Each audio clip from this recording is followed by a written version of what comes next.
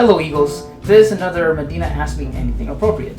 And what I'm going to do today is I'm going to look over the questions that were asked this past Friday, and plus if I have enough time, I'm going to be answering the questions that were asked from the week before and the week before last. A lot of those questions were pretty good, and there wasn't enough time for me to answer those, and so I'm going to take this time to look over those questions and try to answer as many as possible. Alright, so the first question is, what would you say is the biggest mistake you made your senior year transitioning to college? I would have to say is applying for scholarships. The reason that is because there's so many scholarships that go unclaimed, or even people don't even apply for them. And I always had that assumption that I'm not going to be accepted for that scholarship. And so the biggest mistake is for me to assume that I'm not going to apply for that scholarship or be qualified for that scholarship. But that doesn't mean that I regret my decision, because I didn't go straight to school. I went straight to California, and I found a wonderful job at a pharmaceutical company that I worked for a year. It was called Life Medical Pharmacy. And right there, I've learned administrative assistant work. I've learned how to work under pressure, and I went straight to the work field. And I really enjoyed that place where we specialized in respiratory and diabetic medication. And I had a lot of responsibilities in that place, and I liked it a lot. And plus, I lived in California for a while, but it was just too expensive to live there that I came back. The next question is, what were your thoughts about going to college and preparing for that big step? My thoughts about college was, like many other students right now, is that what am I going to do? I don't know what to do. So there isn't really anything wrong with not going straight to college, because for some people, the going straight to school and going straight to work can be a good and a bad thing. The reason I say it's a good thing is because you will get your degree at a faster rate, and you can go straight to work in your career much younger. The only bad thing about it, though, is depending what kind of career it is, being that someone is still young and graduated so soon from college, may not be taken very seriously, or some people go straight to their some people graduate with their bachelor's and then go straight for their master's, and then they get their doctorate and go to work for the first time with no job experience. And so it's always important to at least get some in-field experience instead of just finishing off school and not getting any kind of work experience. But to answer that question is, what were my thoughts about going to college and preparing for that big step? I was unprepared, and I really didn't know what to do. And that's why I don't regret going straight to the work field. Do you like your job? I really love I honestly do love teaching. I love meeting students. I love getting to know each other one by one. And I think, like right now with distance learning, I may not be a favorite person to talk to, because for a lot of people and a lot of students are failing. And for the reasons that they're failing, who knows? Maybe it could be that they didn't have Schoology accessible, or maybe there's a glitch, or they enrolled with the wrong class. And there have been a lot of people that were enrolled in the incorrect class, and they never even bothered to check their actual proper schedule. They just looked whatever was in their TAC or in their Skyward system, but they never checked Schoology, and they could have been accessing the wrong class. And so those are some of the things that I'm kind of facing with right now, that doesn't make me like my job, but the way that I see it, though, I'm a huge optimist that this is just temporary. This setback, all of this stuff that's going on right now, it's only a major setback, and it's only temporary. It's not going to be the entire 20 or 15 years left in my career as a teacher. That I don't see it as a bad thing. I see it as a challenge, and what ways I can do to actually make it better and easier. But it depends on both the teacher and the student. So the teacher will learn from the mistakes and try to make things easier and simpler, but it's also up to the students to communicate, so that way I can find out what I need to do better. What is your favorite TV show? My favorite TV show, well, growing up I used to watch a show called Knight Rider. Knight Rider is a action show where there is a black Trans Am that had an artificial AI, and the main character was called Michael Knight. And so Michael Knight would go and solve crimes, and having the car kit. The car kit was called Knight Industries 2000. So that was the That was the initials KIT, or yeah, the initials was KIT, Knight Industries 2000. And even when I was younger, I used to watch the Lone Ranger, the old black and white series was the Lone Ranger. But if I had to say right now, my favorite TV series is not Game of Thrones, but it's actually Lost. This is my favorite TV show that I watched every Thursday night on ABC, and I watched it when I was in college. And I mean, it was a show. It was the biggest show at the time. It was similar to Game of Thrones, where everyone will talk about it in the water coolers, in the hallways, or in school. And I was really obsessed with the show. And my younger brother was watching the show, and then I watched maybe like the second season with him, and I was hooked. Like, I was completely hooked. That I watched the entire first season and the second season, and then when it came to the third season, it kind of went down a little bit, and then they kind of changed things. In the fourth season, they kind of fast tracked, and they already mapped out the ending, and then the fifth season was pretty cool. And so finally the conclusion in season 6, and so I just barely bought this one. I had these since the show finished a long time ago, but this one I just barely got last summer. I've been trying to find this season for like the longest time, and I just barely watched I kind of did a marathon on it when I got that DVD series. And so this is my favorite show. I am obsessed with it, and I have like I guess you can say I have a doctorate on the interpretation on the show, because it has a lot of symbolism. Now, when it comes to obsession of some things, like, I really love movies. And for example, like, I don't know why, for some reason, like in Easter and Thanksgiving, I usually watch certain movies. Like right now, Halloween, like October right now, I usually watch a lot of horror movies. But the one that I won't miss is called The Crow. I'll talk about The Crow at some other time. But when it comes to obsessive things, November is when I'm going to be watching this. So I have an entire collection of Harry Potter movies. I haven't bought anything from Fantastic Beasts, but I have the Blu-ray collection of the Harry Potter movies, and it's and I like it a lot. So this is my Harry Potter Blu-ray collection. So these are my DVD collection of the Lord of the Rings, and I waited for the extended cut. And then came the DVD version of The Two Towers, and then the DVD version of Return of the King. And so when they came out on Blu-ray, then yes, I also had to buy it as well. So I also bought the Blu-ray editions of the Lord of the Rings trilogy. And of course, I can't forget about the Hobbit series. And so these are the ones that I'm going to watch in Easter time. So that's what I usually spend my traditions, is to watch certain trilogies and certain series at a certain time. The next question is, what part of Mexico are you from? I'm from San Luis Potosí, and the name of the town is called Cárdenas, San Luis Potosí, and so it's known as La Polvosa, or Dusty, or something like that. So I was born there, and I lived there until I was 4 years old, and then I came here in the United States when I was 4 years old, and of course my parents took me to go to the zoo, and that's also what kind of led to my fear of fish. So in the event that you didn't know what my fear was, and I answered in the video before, I'm afraid of fish. But yes, I'm from San Luis Potosí, and I go there every year. I try to go there as often as I can whenever I have winter and summers off, and so I already bought a plane ticket to go to Mexico Thanksgiving. So as soon as school is out, I'm heading straight to the airport, and I'm gonna go fly to Mexico and see my grandmother, who is turning 100 years old in January. So my grandma's still kicking, and I want to make sure that whenever we have Thanksgiving break, winter break, spring break, and definitely the summer break, I am gonna go over there and try to spend as much time as I can. But just in case, in the event that something happens and I'm not there and I'm not present during during classes, then it's because I went over there to Mexico. Next question. It's nothing, just wanted to see how your day's going so far. Thank you. It's been one of those. These past 3 weeks have been very overwhelming for both students and teachers, and I'm very empathetic about that. But it has been a big challenge from students that are accessing class for the first time.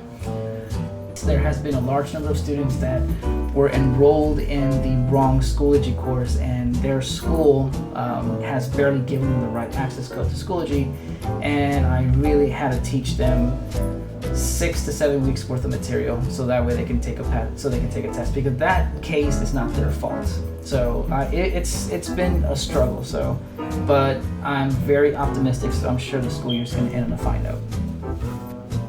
So I'm gonna go back to one of the previous questions that was asked a while back, and most of the questions that were asked from the previous one was a favorite funny moment, but then there was one that kind of stood out the most, and it's, have I ever experienced any paranormal activity?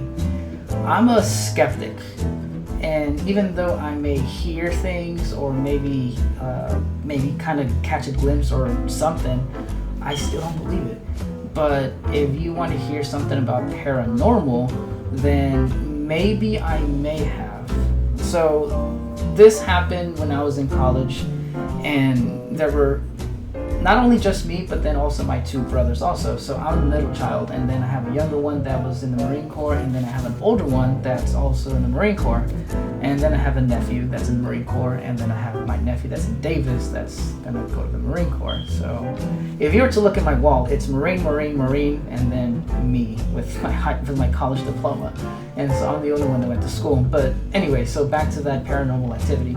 So it was a late Sunday night. It was in February, because was it February? I think it was in February, because it was someone's birthday or an anniversary. But anyway, so I was living with my brother at the time, and it was late Saturday night. I was watching Saturday Night Live, and so they went for their anniversary dinner, and the kids were out with the grandparents, and I was just home alone. And so I'm watching TV in the living room, and I have the controller on, just laughing, watching the jokes of Saturday Night Live. And then right beside me, like, there was a voice right here, and it said my name. It was a female voice. It said, Oscar. So I looked around, there was nothing. Okay, then I started watching TV again. And then again, that voice right here, it was just so clear. And then again, it was Oscar. So I get up and I check the bedrooms, and then no one was there. I said, okay, so I sat down for the 3rd time, and then I heard that voice again, Oscar. So I get up, I check the bedrooms, I check the bathrooms, I check the garage, I check the kitchen, I check the hallways, and I even checked outside to see what car is there, and it's just my car. And I checked the backyard, there was no one there. I locked the door, locked the front door, locked the side patio door, locked the garage door, I locked everything, and I walked around one more time, nothing was there, and I said, okay. Then I sat down again, and I started watching TV, and then for the last time I heard the name again, Oscar.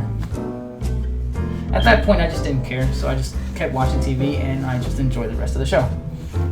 Now that was one part. Now the second part happened to one of my brothers.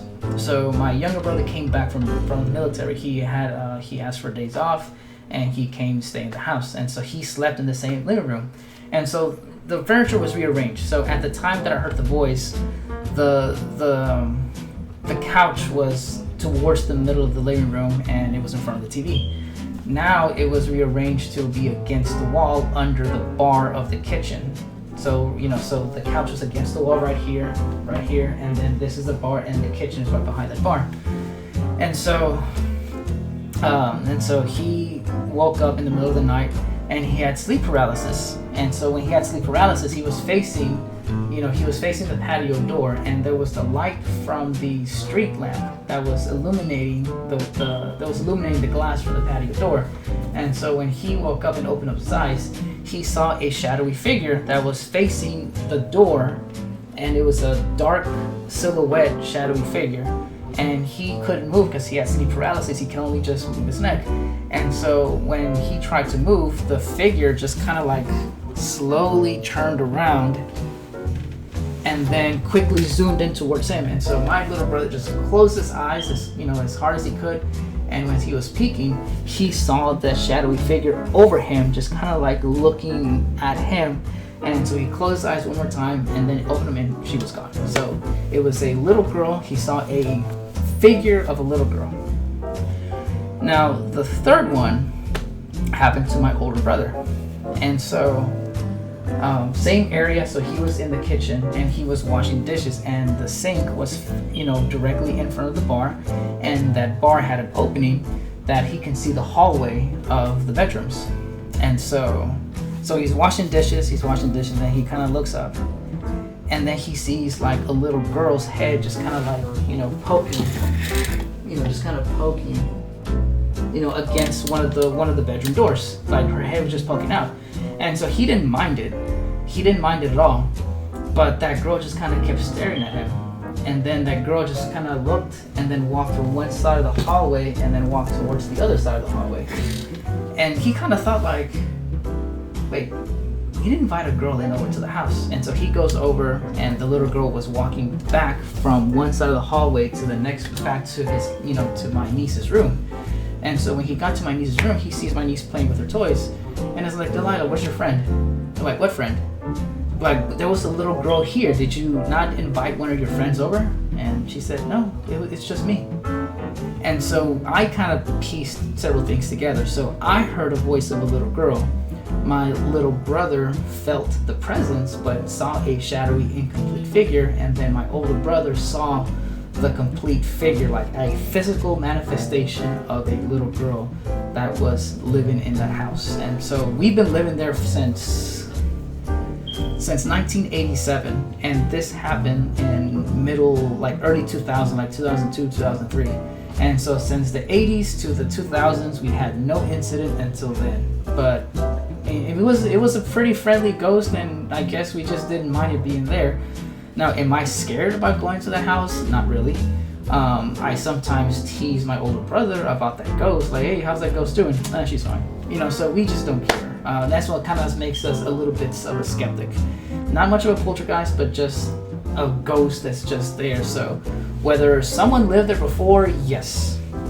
But it didn't match the description, because one time in the 80s when we went up to the attic, there was a picture of of an African American boy wearing a blue shirt and is bald, but it wasn't a girl. So, but the girl was African American, so who knows what could have happened. There was no report, there was no incident, or there was no incident reports on that address when we bought the house, and who knows what could have happened. But no, we just lived there, and nothing has happened ever since then.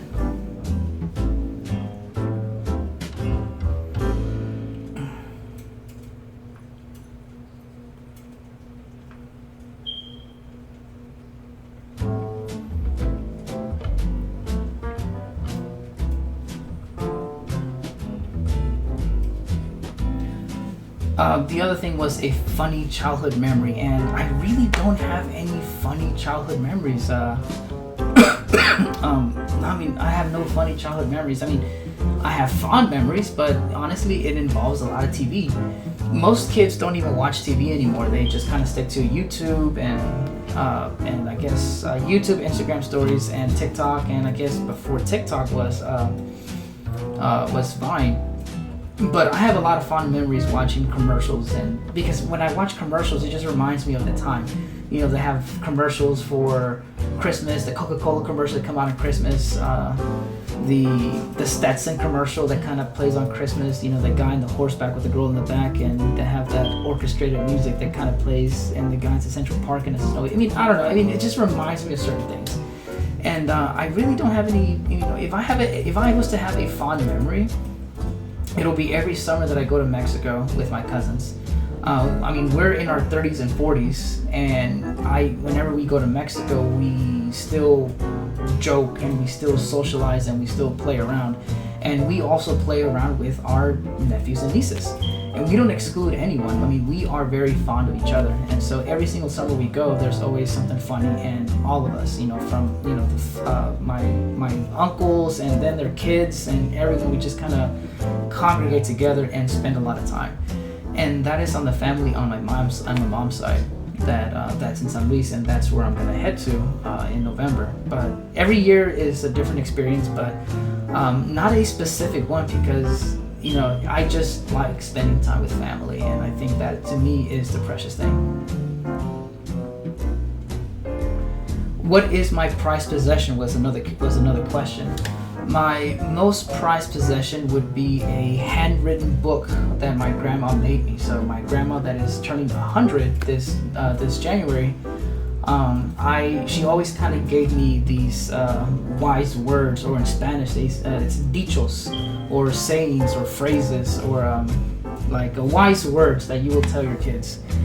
And there was always something like juego de manos, juego de villanos, like what was it, like games with hands is villainous, basically saying that if you're fighting, it's a bad thing. And she was pretty good with riddles. One of my favorite riddles that I always remember the most is lana sube, lana baja. So I don't know what it means, lana sube, but then you have the play on word lana baja, which is basically knife, and it's just a riddle, like you try to guess what the riddle is. But she's really good with riddles, and so my most prized possession will be that little handwritten book that she gave me, because she hand wrote every single riddle and saying that she has ever told me, and she actually bound it on her own and glued it and pasted, and that's, to me, is my most prized possession. It's not jewelry, it's not money, it's not anything. It's that book that she made for me, and that will be my most prized possession. So this video actually went a little bit longer than what I wanted to, but I hope that you got to know a little bit more about me. And please keep sending me questions. I really like to answer these. And next week is a short 4-day week for y'all. I mean, I still have to go to work on Friday. But I really hope that next week, when the majority of you guys that are face-to-face are coming back to school, I am looking forward to seeing some of you guys for the first time, because not everyone came into campus when they were supposed to. But for the rest of you virtual students, please keep sending those questions, and if I post discussions, please keep answering those discussions. I mean, I know it may seem kind of mundane, but it's the only way for some classes that I didn't get any teaching material for you guys to stay engaged and still get some credit for being, logging into that class. But until then, you guys have a wonderful day, have a wonderful weekend.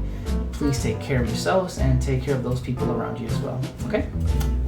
Have a good one.